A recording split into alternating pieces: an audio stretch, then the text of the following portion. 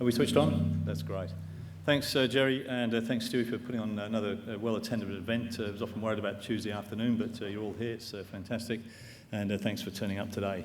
So those of you who heard me talk last year would have realised that we were fully excited. We were going to reinvent ourselves in Impact Minerals as a small-scale gold producer on our conglomerate project in Queensland. And we worked very hard over that 12 months to get there in sort of late November. Unfortunately, as happens in our game, it fell over due to things that you can't predict, such as crusty old prospectors that you're trying to do deals with. And so, yet again, like many of us have felt over the years, we sort of got close to a little bit of glory, and we had to retreat once more. But look, I guess that's the great thing about our industry. We go through these ups and downs. It happens to us almost on a daily basis, but we have to keep persisting. That is the key. And if we look at some of the success stories that you're going to hear over the next few days, that's going to be a common theme, I'm sure, as you go forward. But for us, we've been able to dust ourselves off. We've got great depth in our portfolio, and over the last couple of months, we've been revamping two of our significant projects that we have in Australia. And the first one is at Broken Hill, where a few years ago now we did announce that we'd discovered some extraordinary grades of platinum group metals, and we're looking forward to getting back there and to drill hopefully within a couple of months. And then, of course, we've also benefited greatly in the last few weeks from the alkanes discovery at Boda in the Lachlan Fold Belt. And we own both of those projects 100%. So we're back up and we're fighting again. So a bit of a history. We're actually in a trading halt at the moment. We've just raised some capital. I have to say, on the back of Boda, we're raising probably 2.1 million. We'll come out of the trading halt tomorrow. We've done it at 0.9 of a cent. It's a 10% discount to the closing price, but in fact it's about a 50% premium to what we've been trading at over the last few months. So for us, that's been a very good outcome. And so we'll have about 1.5 billion shares on issue, and that's a function of how long we've been listed and how long we've been out here trying to find the big discovery, which is really what gets us up and motivated every day. And you can see the share price. Obviously, when I was talking here last year, we were in the middle of a terrible slump in the business, one of the worst I've seen even over the 12 or 13 years. From the middle of June 2018, middle of June 2019, just shocking times for us all. And we made a recovery on the back of the gold price and some decent intercepts, and the story of Blackridge created again and then taken off. So if that's not the best double bottom you've ever seen on a share price, I don't know what is. And look, we're still very tightly held despite the number of shares on issue. Our major shareholders still own nearly 45% of us, and thanks to ABC, who are in the audience today, they contributed to the capital raising, which is fantastic. And the top 20 still control 60%. So we're still tightly held, and that's been actually reflected in the takeoff in our share price over the last week. Of course, gold and precious metals have really driven this turnaround. So we'll have a look at Broken Hill, and this is drilling at the Red Hill prospect from a few years ago. Most of you are educated audience, you know what platinum group metals are, but there are 6 of them in the suite: platinum, palladium, rhodium, iridium, osmium, and ruthenium. And gold is often in there as one of the PGMs. So they're very high dollar value per ounce, of course, at the moment, mainly used certainly in autocatalytic converters, increasingly for alloys, electronics, and jewellery. Amazingly enough, we're actually seeing demand for palladium increasing, which we'll look at briefly, despite the EV revolution. But the most important thing that's been driving the palladium price is a supply deficit. And so we're seeing incredible palladium prices. No doubt we've all seen this before. There's obviously speculation and hoarding going on somewhere in the world. But really, as platinum mining has struggled, most palladium is produced as a byproduct, and so it is actually in short supply. So there's been a 7-year deficit, and it's ballooned out to about 1 million ounces in 2019. So that's all great, and for those of you that look at things like the rhodium price, it's absolutely astonishing at $7,000 an ounce. So plenty of prize there financially if you can find the right deposit.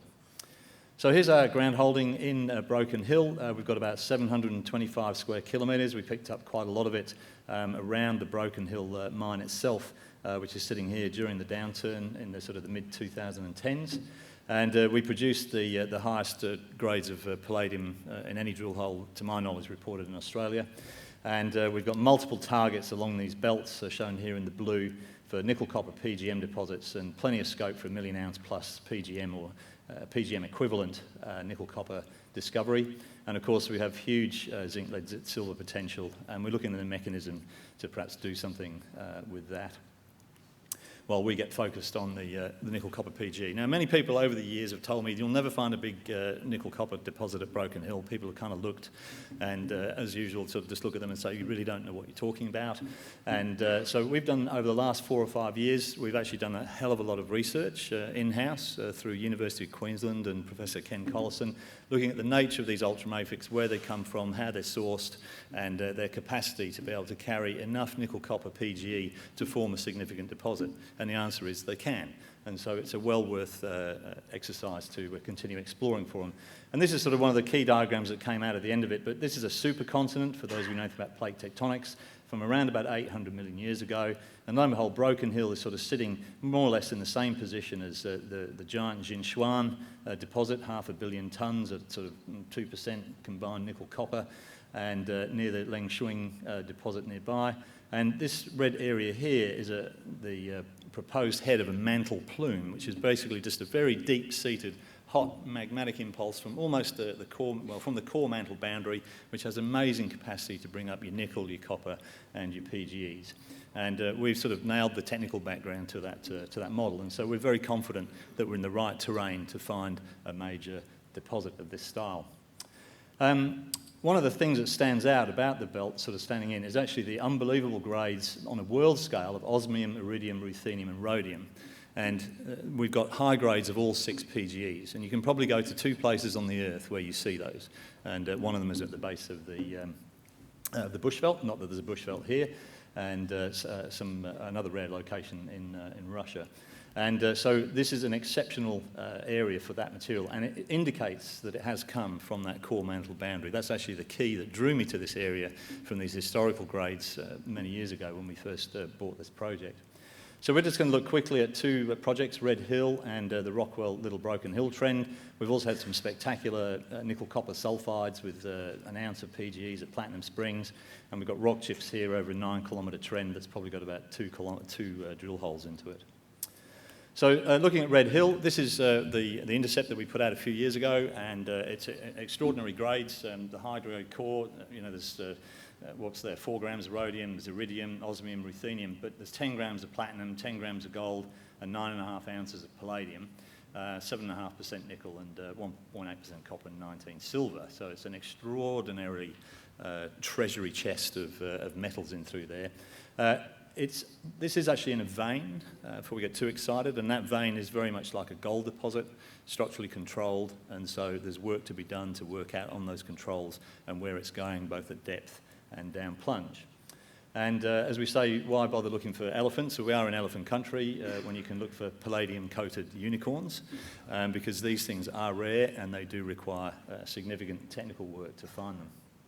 So Red Hill, the key drill hole shown here in the yellow, we did 13 drill holes over about 100 metres of strike, and we had 12 out of 13 came in with, you know, robust widths and grades from surface of 3 PGEs mostly, so that's palladium, platinum and gold.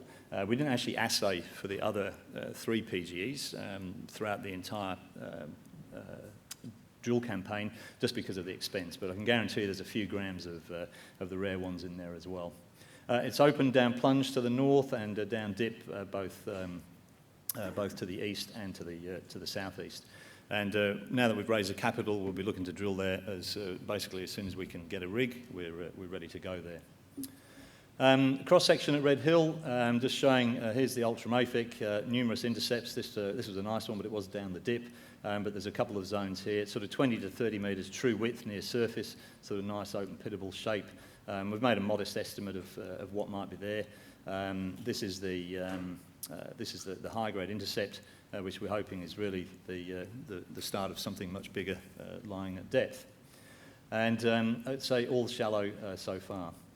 What are we looking for? People again say these bodies are too small, but just a couple of examples. And this is a Sakati nickel-copper PGM deposit in Finland. Not the same grades, but significant tonnage, 44 million tonnes, found by Anglo. This is 500 metres. That's about the same size as the Red Hill intrusion. And the meat of the mineralisation was actually found in a massive sulphide body that was just basically plastered on the underside of this thing. sort of 200 metres below surface, and the potential exists for one of those massive sulphide bodies. Something slightly different geometry. Geometries, as those that you target are always, who do targeting know that it's important. The Eagle deposit, it's a very famous deposit in the US found by Rio Tinto. It's got 5 million tonnes at nearly 4% nickel, 3% copper.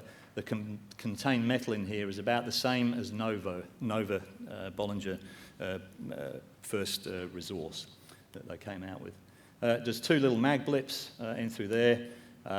They did EM, failed to detect the massive sulphide, which was the same as Sakati, I forgot to say. And here's the massive sulphide body with a halo of disseminated sulphide, all sort of within 250 metre diameter. And again, this is the Red Hill intrusion. This is where the high-grade mineralisation sits just off the side, and that's about the size of the Eagle intrusion. So plenty of scope just in one area that we're looking at to find a significant nickel-copper discovery. And then at Little Broken Hill to the Rockwell trend, this is south of Red Hill. There's Red Hill sitting there. There's a significant ultramafic to gabbro or mafic intrusion over about 6.5 to 7 kilometres strike extent through here. The gabbro is non-magnetic and sits at this end, and the ultramafic is magnetic and sort of winds its way through here. I would say about 80% of that area is covered by thin alluvium. It's only 5 metres thick, and we've got sort of geochem anomalies along it. There's been one drill hole sitting in through here into the top 120 metres of the gabbro. Didn't get anywhere near the basal contact. No other drilling. We've got numerous VTEM anomalies shown here in the purple, and none of this has been drilled. So we're just about to commence some groundwork for to firm up the drill targets there to go with Red Hill and also Platinum Springs. What could we possibly find here? Well, this is Jinshuan that we showed you earlier on, and Jinshuan is in a belt that's about 6 or 7 kilometres long. The main intrusion's differentiated from from ultramafics through to mafics. It's broken up through here, and the main deposit lies basically along 2 or 3 kilometres of strike. And amazingly enough, it only outcrops really sort of in the northern end in through here. There's sort of 3 cross sections, and so it outcrops here. But along most of the trend of the intrusion there, it's actually hidden. It's blind from surface. So this area in yellow here is the disseminated sulphide, and the massive sulphide is actually only sort of little slivers within this. This is a very large, low-grade deposit. So obviously different scale and order of magnitude to the other targets that we're looking for. However, that's not to rule out the potential for Eagle and Sakati analogues along this trend anyway. So that's Broken Hill. That's going to be the focus for us because we are drill ready there. The other activity, Sally Malay, just in case you think that that's a bit too big, Sally Malay is 20 million tonnes, and that's what it looks like at this scale. So again, huge scope to find a nickel-copper PG deposit here. As we said, the action in our stock over the last week or two has been driven by the discovery at Boda. Our Commonwealth project is one of 3 ground holdings that we have in the Lachlan. And in total it's about 900 square kilometres. And the Boda Discovery, of course, it's been great. Somebody applied the defibrillator to our share price, and we're happy to come off the back of that. These are the Boda's 2 drill holes. Interestingly, the mineralisation's not in a porphyry yet. There's some there. They haven't found the causative porphyry. That must be at depth.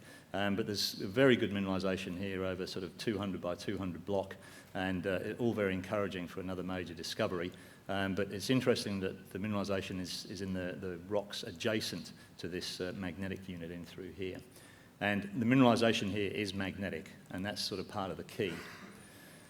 So there's the Boda discovery. Magmatic resources there, shares have gone up 20-fold on the back of the discovery. They've got Badanga and Lady Isle as their key target, and that ground comes onto our property in through here. One of the reasons I think we're missed is that most of our ground doesn't have these green rocks in it, which is the Ordovician. That's the age of the rocks that host the mineralisation. But we do have some very good targets here at Apsley and at Spices Creek on that age rock. But we originally pegged this ground because it has these purple rocks in here, which is the Silurian, which are the rocks immediately over the top of these green ones. And the reason for that is that, again, most of the exploration has been focused throughout the Lachlan on these green rocks.